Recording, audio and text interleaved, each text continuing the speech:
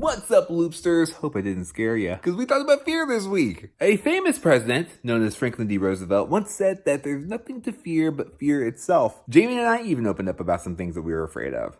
Here are our fears. Car washes and Statue dog. And since we drew some of our fears, I was in the drawing spirit and wanted to draw some other fears that a lot of people have. The number one fear among kids and adults is public speaking. So many people are afraid of getting in front of a crowd and speaking in public. I think people think about the judgment. What if I say the wrong thing? What if, I don't know, I embarrass myself? Another big fear a lot of people have, myself included, snakes. I have had a fear of snakes for a very long time until I encountered a snake here on the Loop Show. You might remember it. This is great. you are the man. But after facing my fears, I actually am not that afraid of snakes, because when you encounter multiple snakes, it kind of lets you know that you're going to be okay if you're around at least one.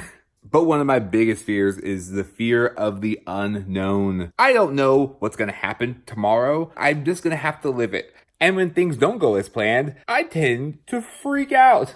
So irrational fear is a fear of something, dangerous. Like if you are afraid of, bears, good. You should not be hugging a bear. But a lot of things that people tend to be afraid of are irrational fears. Whether your fear is rational or irrational, the important thing to remember is that God is with us at all times, even when we're afraid. And sometimes when we are afraid, it's a time for us to turn to God for courage and take action, even though we are afraid. Maybe you're afraid to invite your friend to church because you think they might make fun of you, or you're afraid of what other people will think. But that's a good thing to do. Invite your friends to church.